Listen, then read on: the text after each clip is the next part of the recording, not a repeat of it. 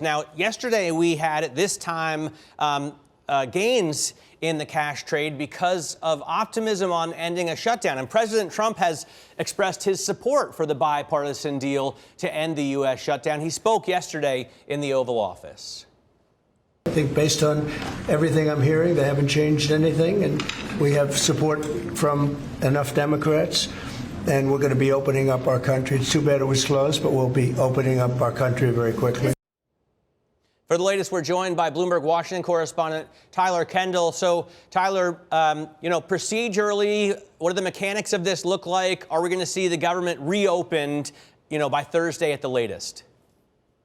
Yeah, hey, Matt. Well, that's looking likely. The House is set to come back and start its votes on this package tomorrow at 4 p.m. Eastern, which means that we could see passage by Wednesday evening. But that is only if everything goes as planned. House Speaker Mike Johnson can only afford to lose 2 Republican votes. And as you mentioned at the top of the program, travel delays could snag the schedule. However, it does appear like there are enough votes to get this done. We've seen positive indications from members of the House Freedom Caucus, those conservative Republicans that we've been watching closely, because there are some provisions included in this that they may not be happy with, including a reversal to the mass federal firings that we saw start on October 1st and a block on any future firings through at least January 30th. But there are 2 reasons that they appear to be on board. One, as you just played, President Trump says that he is behind this deal. And 2, this does not include any extension to those Affordable Care Act premium tax subsidies that's really been at the heart of the debate. Instead, this is teeing up a vote on the Senate side, not the House side, that's going to put Republicans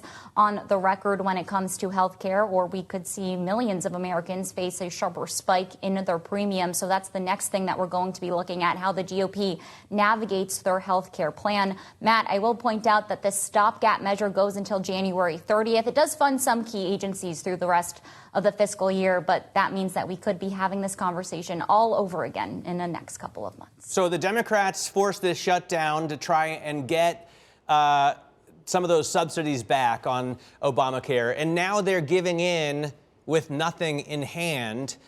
Is that a problem? Because Hakeem Jeffries yesterday sounded pretty angry, but it doesn't seem like he can do much about it.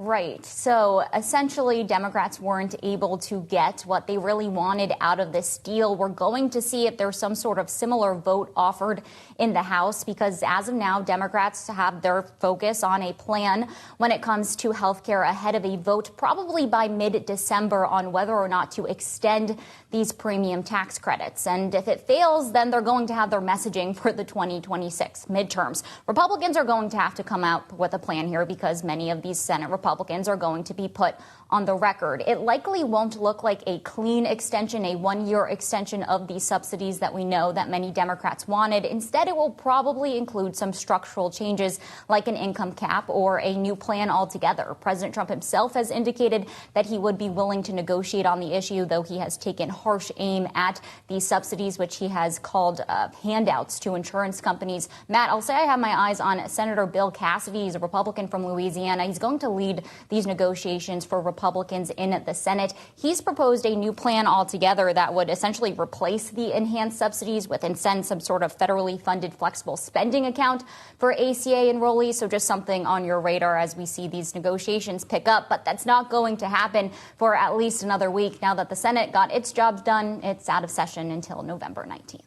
All right, Tyler, thanks very much for joining us. Bloomberg's Tyler Kendall there on the looming end of the government shutdown.